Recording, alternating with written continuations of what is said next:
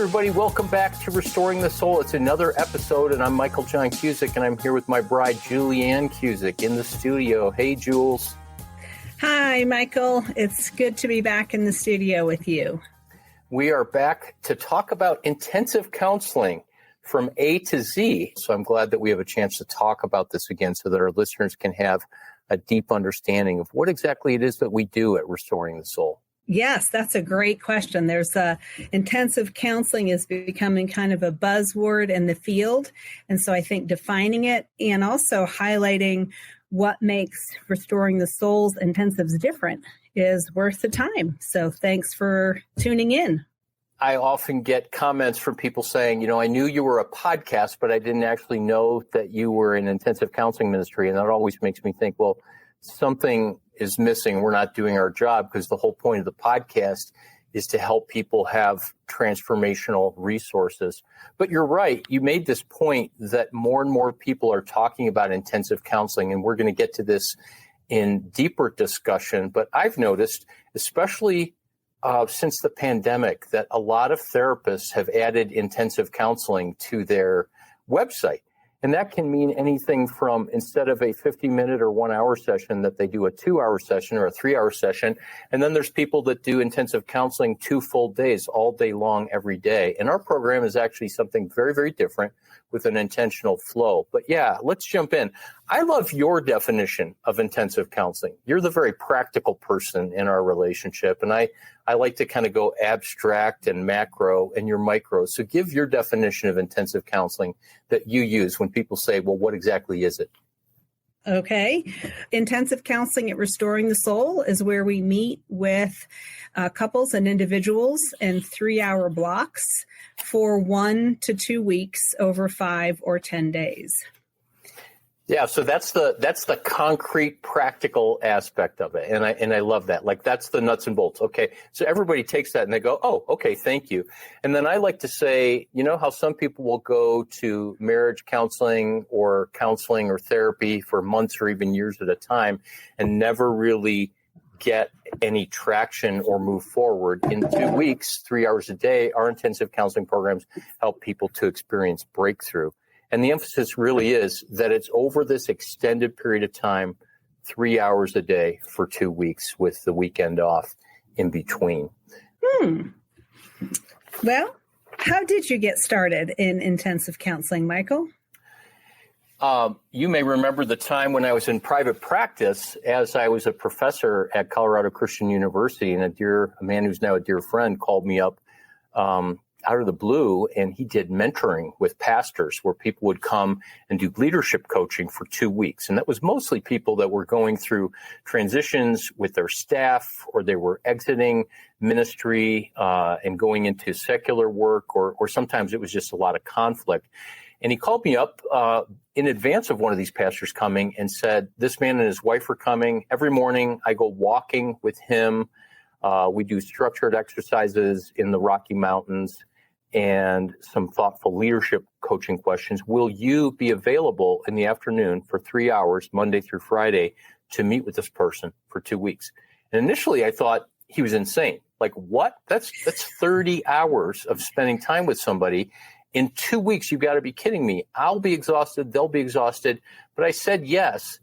And I've shared this so many times that what I saw happen in that 2 weeks with the sequential day after day after day, and how I saw the impact of our conversations just exponentially increase, I left there with a sense of, I don't know what just happened, but I want to do this the rest of my life. And then I remember about 3 months later, this friend called again and he said, I've got another one. And back then, 25 years ago, everybody's hourly rate was a lot less. And, I felt embarrassed to ask somebody for the amount of money that my hourly rate times 30 hours. That felt like, the price of a luxury car. So it was just all kind of piecemealed together. But after that second time, I remember having a conversation with you and saying, this is what I want to do. And then it wasn't long after that, within the next year, that a group of us collectively resigned from Colorado Christian's counseling program because we all felt led to actually go and do what we had been training students to do, and that was to do soul care. And then just a few years later, Restoring the Soul started as a 501c3 nonprofit. And I think it was 2005 where we started doing intensive counseling exclusively. So almost 20 years now that we've been doing this exclusively. And we've kept that format of 1 or 2 week programs, but a lot of what we do and how we do it during those actual 3-hour sessions, as you know, has changed as we've learned more about healing and restoration and trauma. So, Michael, Restoring the Soul has an intensive soul care process that we lead and guide clients through over 1 and 2 weeks. What makes Restoring the Soul different than another counselor who maybe says, I do intensives, but I do them over like Friday, Saturday, Sunday? What's really different about just an intensive versus a Restoring the Soul intensive? I'm really happy to chime in on this. And after I do, I want to throw it back to your court and have you give input, because you've been doing this for nearly a decade as well, and for the last several years as a licensed marriage and family therapist. I think the first thing I would say is that intensive counseling is all we do.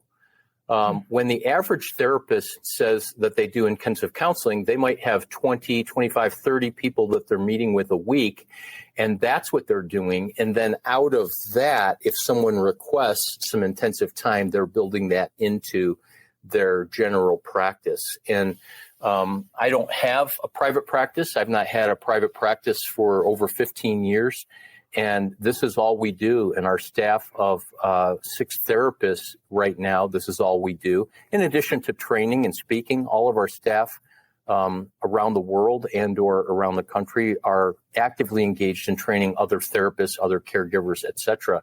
But let me answer the question that in addition to it's all we do, there's 5 components that I like to think of as really the key ingredients of this process. And it's important to just go back to what you said. I love how you're using not just buzzwords, but words that are really helpful for people to understand. That we've not just put together, we do intensive counseling, but there's a process that's been finely honed that builds from A to B to C to D, so that in a traditional counseling hour that people might get back home or in their community where they have that standing appointment for 50 minutes or 1 hour, there's often a sense of coming with an initial problem, and the therapist says, how can I be of help? And the people start to talk about their problem, and the therapist asks poignant questions, and that person might be well-trained, they might be highly competent, they might be deeply compassionate and caring, but the nature of that 1 hour-ish session on an ongoing basis is that client comes back, and the therapist will often say, so how was your week? How are you doing? And then the client, like I have done in counseling, says, my week's been pretty good, or as a couple, we had a hard time. And you get to the end of the session, and there's really no progress. And most importantly, there's often no defined target. And I like to think that sometimes, and I was in private practice for 10 years and made a living this way. So I'm not in any way against private practice counseling.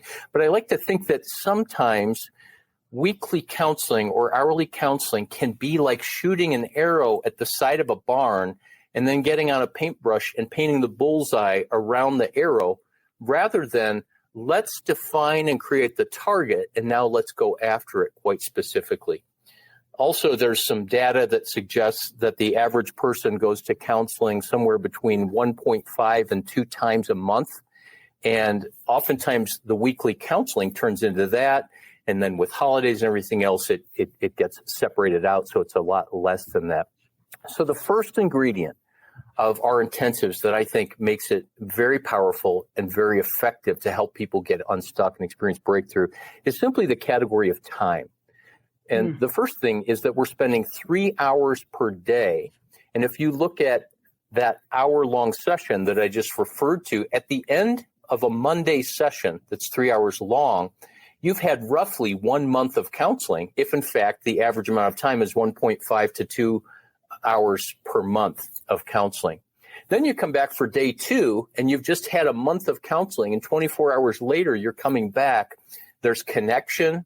there's safety, there's collaboration, there's that sense of whatever nervousness I've had that's been assuaged, and you can just hit the ground running. And then there's more of an unpacking that's generally getting into somebody's story, their life experience, their narrative. The therapist starting to get some clarity. And the whole time, it's like moving from the top of a funnel that's wide and where liquid in that funnel sloshes around. And then as it moves down to the base of that funnel, it becomes more solid or fluid, but collected. And then as it moves down into the spout of the funnel, it's very, very focused. And what happens each day through the intensive from Monday to Friday, and then even deeper on the second week, is that we get that kind of focus very quickly. And in that time, there's an ability to progress in a way that's very accelerated. So just to say that intensive is not just 1 hour counseling sessions times however many you're doing, it's the sequential process. So the second idea, the first is time and the second is space. The time is sufficient time, but limited time. And the space is the idea that when people get away for 2 weeks, and yes, in certain instances of people that have done a 2-week intensive, we'll have them come back for 1 week. But when people get away for 2 weeks, to a person over the 25 years I've been doing this, no one has ever said, gosh, I wish I had only come for 1 week. Or I somehow wish that your program you were able to do it in 72 hours. On the front end, they go, wow, I wish I could do this program in 72 hours, or can I come for 1 week? And we say, I guarantee you there's this intangible, kind of invisible, you won't yet understand it ingredient of the intensive. And that is when you pull away from your daily rhythms and routines and responsibilities, you're going to start to breathe. Your soul is going to breathe like a bottle of fine wine that's opened. And Ruth Haley Barton has talked about for years in her spiritual formation books, teaching and workshops, that our souls are like a big pickle jar. Think of a gallon pickle jar. And then imagine taking a couple tablespoons of mud and pouring it into that pickle jar full of water, and you shake the pickle jar, and then you set it on a table. It's going to take a while for all that's been stirred up to settle down. And in that shaking, there's a lot that has been settled that actually needs to come up, that needs to be disrupted. And that's really the process of what happens during an intensive. There's a sufficient amount of time for things to settle in our soul and in our body. And then there's a sufficient amount of time and safety in order for the things that need to come up to come up. And that's really how healing happens. And with traditional counseling, we go to counseling for an hour, and then you leave there and you go pick up the kids at a soccer game, or you go home and your hot water heater has broken, or you've got to respond to an urgent email or get to the bank before they close, or, sick kids, on and on and on and on. Right. And life continues to happen. Yeah, exactly. And so restoration actually happens as we pull away, and as Psalm 46:10 says, that we can begin to be still and know that he's God. So in this space, there's a kind of rhythm that can open up. Stay with us. We'll be right back. What if healing didn't have to take years? Hey friends, it's Michael. At Restoring the Soul, we guide men, women, and couples through intensive counseling that brings deep transformation, often in just a few weeks. And our mission is fueled by generous people like you. Now you can become a monthly partner by setting up a recurring donation of any amount. If you give $20 or more on a monthly basis, I'll send you a signed copy of my book, Sacred Attachment. To set up a monthly gift, visit restoringthesoul.com and click donate. Make sure in the notes section to type the word book. Thanks for helping to restore lives. So I hear you saying a few things, Michael. One is you're highlighting the time and the space, not just the extended sessions, but the time away. You also mentioned, I think, an important distinctive, which is that our intensive therapists don't have private practices outside of Restoring the Soul. I don't, you don't, none of our therapists do. So we have the ability to spend all of our time and energy in the course of a week or 2 weeks devoted to that one single client that's in front of us. We're not juggling, 5 or 10 or 20 or 30 other clients that week. But we have that ability to be very, very focused on that individual or couple that we're sitting with. Jules, I'm so glad you said that, because one of the things people aren't aware of is that when folks go to counseling and they pay a therapist, whatever their fee is for that 1 hour or 50-minute session, they're paying for time. That's obvious. They're paying for expertise. That's also obvious. I always say that you're not paying for the care and the love. That's free. But you're also paying for the therapist to think about you outside of the session. And I don't think that there's a decent therapist around that doesn't think about their clients, either the impact upon them or upon the actual experience of pain or suffering that they're experiencing, or reading a book or going to some kind of information for how can I be better equipped to help this person. So no small thing. All we think about when we're with a couple or an individual over the course of 2 weeks is that person. And that allows us to get some really great clarity, which is the next point I want to make, but I want to come back to what you were going to say first. Oh, just that recently I had an individual for a 2-week intensive. And it was interesting because I asked her, she had done about a year of counseling, the weekly counseling. And this was her first time to do an intensive. And we talked about what the difference was. And there are times when you really need to go every week. There's just so much going on. You need a place, you're drinking from a fire hose, and you've got to get some grounding underneath you before you can do something like an intensive. And she had done that. But we talked about the difference between when she met with her therapist once a week or every other week, and then what it was like meeting with me every day. And at the beginning of the 2 weeks, she wasn't sure what to expect. But as the week unfolded and we were able to take in a deeper dive, and we built on that the second week, and we're able to continue doing some trauma work, building in resources, equipping her for going home and the life that she was entering back into. We both agreed that, she could see and experience the difference now of what intensive counseling was versus what weekly counseling or bi-monthly or bi-weekly counseling could give her back home. And we talked about how 1 week of an intensive wouldn't have been enough, and how the second week really allowed us and allowed her to really build on the ground and leave in a much more confident and equipped place than she would have if we would have ended at 1 week. So it was really interesting to hear her reflection. And she said she was really glad she wasn't here for 1 week, and she could see the benefit and experience the benefit of us sitting together for the 2 weeks.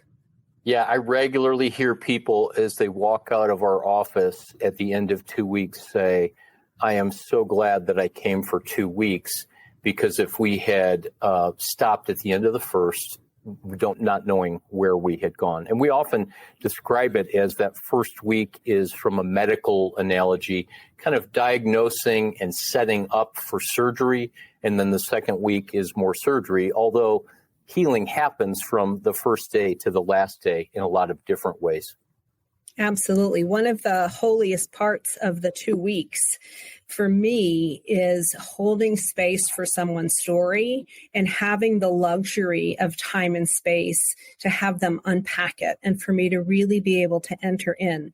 For many people coming, it's the first time that they have told their story start to finish in one session, because we have 3 hours together. And there's something very healing and validating and moving about being able to be heard in that time in one slot. And not just to be heard, which you do such an extraordinary job of, but to be heard in such a safe environment. I've heard people say before, and this, of course, is one of our our core values of creating safety and safe connections for people. But I've heard people say over and over this phrase of, this feels like the safest and most sacred place that I've been. And we've even had people, as you know, over the years that come through Colorado that they literally want to stop by our office in our new offices over the last couple of years and just say, we just wanted to come back and see this place or to show it to my spouse or something like that. Just to say hi. Absolutely. Yeah. So let me move on with the clarity, and I won't take a lot of time on the remainder of these. But so there's time, there's space, and there's clarity. This is the third component that I think makes the intensive counseling process at Restoring the Soul so transformational. And this clarity really is, we will guarantee you two things and hope and pray for a third, I like to say. The first thing is that if you come here within a short amount of time, usually by day 3, we will guarantee that you'll have utter clarity about what's going on inside of you. And so many of the people that have come for intensives have been to several counselors. We've known people that have gone to 5 and literally even up to 10 different therapists. And those people may be in their 50s or 60s, but they've spent a lifetime in counseling. And we say to them, so what's your understanding of what the problem is? And they say, I have no idea, which I understand that, having been a therapist in private practice and being someone who has trained counselors for over 25 years. But that I have no idea is really sad, because I think one of the things that therapists ought to do is to give clarity in a way where that clarity becomes a target. Now, in the ultra clinical worlds where I've worked in the past, like community mental health centers, state psychiatric hospitals back in my early 20s, they call those treatment goals. You know, I used to work with 100% Medicaid and Medicare clients in some of those clinical settings, and you could not end a counseling session without writing down, for insurance purposes, what are the top 3 treatment goals and what are the modalities that you're going to use. Now, we don't do that specifically, but we come up with targets. And the clarity that we get is based on what we call around here a 360-degree assessment. And the first aspect of that assessment is client self-reporting, where we have a really extensive self-reporting inventory that's kind of like an intake, but it also goes into clinical symptoms and trauma history and deep wounding. Then we also have the face-to-face assessment when people come in and we hear their story and we hear what their hope is for their outcomes and goals. There's often specialized testing that we do to rule out more significant psychological issues that sometimes people will bring up or we want to rule out. And then finally, and you're somebody that actually started doing this, that has allowed for the rest of our team to start doing this, but that we confer with people's therapists, their caregivers, and their healing team before they ever come. And then we do that afterwards, so that before you come, that we can be plugged into and aware of all that has been happening. And I like to think that that's our way of having greater clarity about what God's up to in an individual person's life when they meet with us, so that we can hit the ground running as much as possible.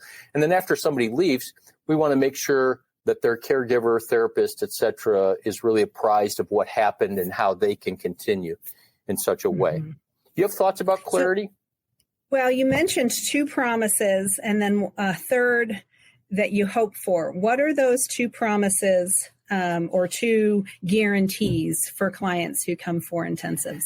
Yeah, thanks for coming back to that, because you well know that when I'm speaking and riffing, I'll just give a certain number and then I'll only give a couple of those. Number 1 is we give utter clarity about what the problem is. The second guarantee is that we will give clarity about what to do to move forward. Here's the problem. Here's how you actually heal this, and not just say, oh, you need EMDR, or oh, you need internal family systems or cognitive therapy or medication. But here's what the cutting edge empirical evidence-based research says. Here's what best practice is. Here's in terms of what I'm experienced with you, the client in front of me, and your unique story. Here's what you need to do to move forward. And sometimes 50 to 75% of that is outside of the intensive and beyond. And sometimes it's, here's what I'd like you to think about or journal about in your hotel room or your Airbnb tonight. And then that is sufficient. It really depends on the nature of the situation. The third thing that we can't guarantee, but that we pray for and we regularly see, is actual healing along the way. You know, people will often leave here saying, this changed my life. I want, these 10 people in my family or my friends or in my church to come here and experience this. This changed my life, because it's not just the information and the clarity about what's wrong and how to heal it, but it's what actually happens in the session as people have safe connections with an informed expert therapist, and then this vast space to experience the healing of God, oftentimes as much outside of our sessions as they're walking in nature or hiking or hanging out in a coffee shop or journaling. Oftentimes as much happens outside of the sessions as in the sessions. And there's a cumulative effect in the intensives that I believe is miraculous. And it's just beautiful to see. Yes. And I have seen it so many times myself, and it's such an honor and privilege to get to be on a journey with someone and be alongside them, but also be leading and guiding them and be supporting them and launching them as they return home.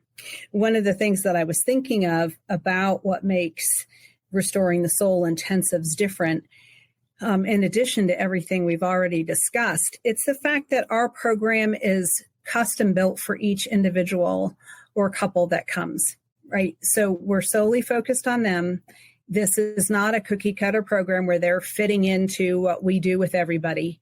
They're not sharing us with 4 or 5 or 6 other clients or couples, but they get our time undivided, focused, and we customize the intensive to meet their needs.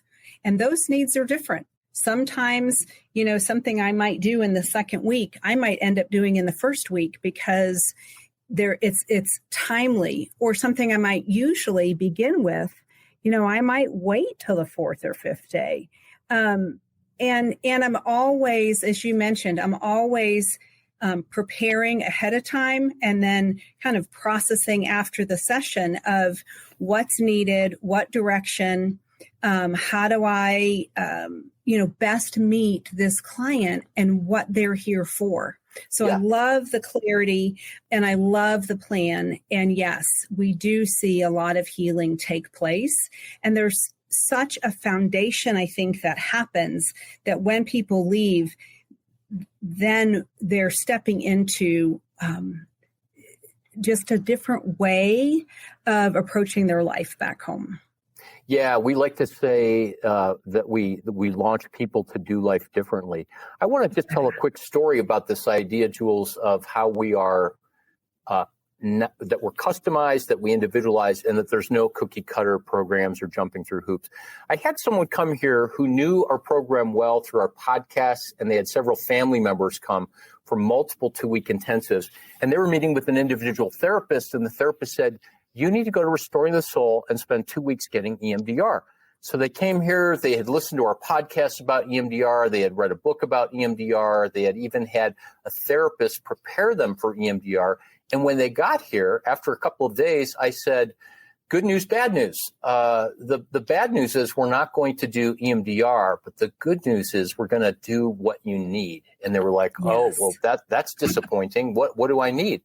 And I said, rather than focus on your brokenness and all these places of trauma, I believe that if we go there, there's not enough resiliency and resourcing and calm in the nervous system yet. So we're just going to be focusing on identifying and building your strengths and instilling in you the ability to be present within your own body.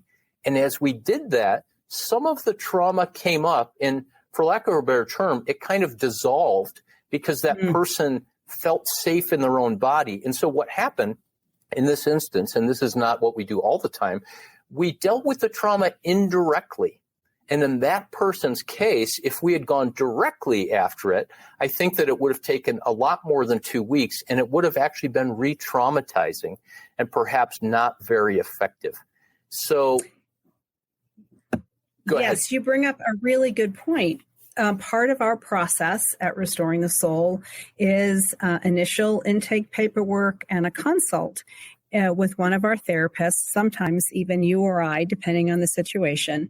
And the point and purpose of that consult is to make sure not just that client is a good fit for us, but that we're a good fit for that client. We know there's an investment of time and money in coming to Restoring the Soul, and we want to make sure up front that it's a good fit, that we're going to be able to help this individual or couple, and that this individual or couple is going to be able to receive the help that they need and achieve the goals that they are setting out to achieve during their time here. So we do our best. We can't guarantee that it's always going to be a good fit. Sometimes we've actually said to folks, hey, we think based on your current situation, it might be a good idea for you to read these books and listen to these podcasts and get some weekly counseling for about 6 months or a year before you come out. And sometimes we say to people that are just, ready, yes, you are ready. Let's get you on the books, come out and do an intensive. We're just not trying to sell a product or push a program for people. We really want to make sure that we're a good fit for them and they're a good fit for us. Which brings me to ask, Michael, who typically attends a soul care intensive at Restoring the Soul? Yeah, this is one of my favorite questions to talk about because the first answer is everybody. When we first started out back in 2002 and we applied to become a 501c3 not-for-profit organization, we started out just working with clergy and missionaries. So I was a professor for a number of years, and through that context, worked a lot with Christian leaders and started to do some work of traveling and training missionary caregivers. And so I had a real passion and calling to be able to care for the caregivers, to be able to help the helpers, and yes. immediately began to see this idea that if you drop the stone in the pond, the ripples go out concentrically. So if you impact a pastor, that impacts his marriage and his family, and then he's going to start living differently, and it's going to trickle down from the pulpit. And we've seen some pretty dramatic ways where that's played out through the life of a Christian leader. But then through the years, and particularly as I wrote Surfing for God, which was released in 2012, which is hard to believe, more and more people started to come that were not clergy or missionaries or expatriates or overseas workers, but more folks that are just everyday laypersons from all different walks of life. And then I did some work with Christian Medical Dental Association for member care for a while. So we work with a lot of physicians and then CEOs and entrepreneurs. And it's not surprising that of three of those four categories I just described, clergy are often in crisis and their job is so demanding, as are missionaries and overseas workers, that they just want to come and deal with this all at once. They don't have the luxury of going to weekly counseling. And then physicians and CEOs and entrepreneurs are oftentimes, people that they want to go in and operate and remove the tumor or the appendectomy and that kind of thing. And so they just want to get her done, so to speak. And so a big part of our client base have been physicians over the years. But the people who come here are really people that are willing to do whatever it takes, people that have been doing the work and not gotten where they want to go, people that feel like they're stuck, people that are just sick and tired of being sick and tired, and for whatever reason feel like hourly counseling is not what they want. Yeah. I like that you say everyone can benefit, and it's true, whether it's a youth pastor or a missionary or a CEO or somebody that's disillusioned with their faith, struggling in their marriage, struggling with singleness, struggling with coming back from, being on the mission field, that we have a team that's able to meet people where they are. Some have been missionaries or pastors. We have those that specialize in betrayal trauma, neurodiversity, soul care, really being able to provide a real holistic approach in our thinking, as well as be able to treat and address a number of different presenting problems, if you will. Yeah, and that word holistic is a good segue, Julianne, to the last two aspects of these 5 identified aspects of why the intensives are so powerful. So number 4 is integration. And so by integration, I mean bringing together into wholeness. And we offer an integrated model of what I call clinical soul care. And if a counselor is in graduate school, they may take at a Christian counseling program or a seminary a class called integration.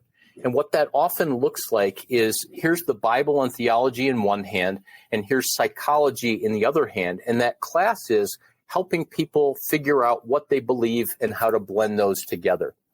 And at best, that looks like people coming up with their own independent model of what it means to bring their faith into their counseling trained in secular psychology. And at worst, it looks like what I call baptized secularism, where you take the field of psychology and secular science and you just sprinkle Christian verses on top of it. And what we do, largely through the training that I received through Dr. Dan Allender and Larry Crabb, which you and so many other people in our community have been influenced by, it's a model of understanding people theologically, understanding the soul, understanding people's stories in the same way that we would understand a novel or a passage in the Bible, and having an understanding of the culture that people live in and how that shapes them. And so that integration is all the different aspects of who we are, including the exiled parts of us, the wounded parts of us, the healthy parts of us, the strong parts of us, and then taking all of that and bringing it together through the best of clinical counseling, psychology, empirical methods and theories and research about change with historic ancient practices in contemplative spirituality. And contemplative spirituality is really a way of being with God and living the Christian life that's more about being loved by God instead of striving or performing to have to love God or somehow be good enough in Christianity. And so we introduce people to practices of silence, solitude, stillness, not for the purpose of becoming a monk or changing their faith to a liturgical tradition, if that's not their background, but because we were made to live in rhythms of solitude, silence, and stillness. And more than ever in our world that is on fire and gone crazy and full of anxiety and uncertainty, this is just what people are craving. And it's now a way of integrating change and transformation in psychology in powerful ways that we're learning about our nervous system. Mm-hmm. Absolutely. The power of mindfulness, the power of presence and being present in the moment. That's where we engage with ourselves and with others, is in the present moment. I can't engage you in the past. I can't engage you in the future, but I can engage you right here in this moment. Yeah, Gabor Mate says in his book, In the Realm of Hungry Ghosts, in terms of addiction, but I would say this in terms of all compulsions and even anxiety. He says that addicts despise the present moment. And I like to say that it's impossible to be addicted or anxious in the present moment if we're actually present to it. Hey, I want to move on for the sake of time and just talk about this final ingredient. We've talked about time, space, clarity, integration, and finally, momentum. Momentum is we're not arrogant enough to believe that when people come to us that they have reached the pinnacle of all mental health and that they're just so lucky to be here and we're going to fix them. We assume that God, who began a work in them long ago, is completing that work before, during, and after they are with us. So there's a momentum coming in. There's a momentum that happens during our session, and the weight or the gravity of that momentum is often accelerated, and people are launched forward with that momentum. And the beautiful thing is that we provide a transition plan, and then we discuss and actively work on aftercare for an individual to continue the gains that they've made. And this is really important. I think most people would not come to an intensive counseling program and say, I know, and I'm requesting that this once and for all fixes me, and on the last day I'm going to walk out fixed. But there is this internal sense within us that, okay, if I get a breakthrough, I'm not going to have to struggle like this anymore. But as Tim Keller once said, most of us have very little understanding of how long it takes to get this gospel that we are deeply loved, that we are seen, soothed, safe, and secure, as I like to say, deep inside of us. And so the process continues long after the intensive, but substantial healing happens during the intensive. Yes, absolutely. I like to think that, and I've heard you say this before, but we're releasing people from something, and we're also releasing them into something, because the best work is the work after they leave here, where they go home and they're living differently. They're doing life differently. Their relationships, they start to change because they're relating differently. And I love how you put that with he who began a good work in us, because that's so true, that the best is yet to come. Yeah, Philippians 1:6. I love that verse, and that's a big basis upon what we do. Let me just end with this, that there's 3 levels of connection that we talk about here. There's connection to ourselves, there's connection to God, and there's connection to others. And when people struggle with relational issues, and which, like in a marriage or with other people, and they come and say, I need help connecting in this relationship, or if they come and they have struggles connecting with God, it's oftentimes because there's a lost connection with themselves. They've lost themselves. And so we help people identify the barriers to those connections. And that's part A. That's the biggest part of healing. But then the best part of healing is actually, okay, now that those connections are there, what does it mean to live in this health? What does it mean to live in this shalom and to become who I'm meant to be? And the beautiful part is that we have been given a great gift at Restoring the Soul, where we get to see that happen in beautiful ways. And because I'm looking at your lovely face and picture on this computer screen, I think I just want to share with everybody that I'm the most luckiest man on the planet, because I get to do this with you. Oh, boy. I think we could do a whole nother podcast just on that connection, connecting with God, connecting to ourselves, and connecting to each other. But well done. Great to be with you today. So thank you for listening to another episode of Restoring the Soul. We want you to know that Restoring the Soul is so much more than a podcast. What we're all about is helping couples and individuals get unstuck. You know how some people go to counseling or marriage therapy for months or even years and never really get anywhere? Our intensive programs help clients get unstuck in as little as 2 weeks. To learn more, visit restoringthesoul.com. That's restoringthesoul.com.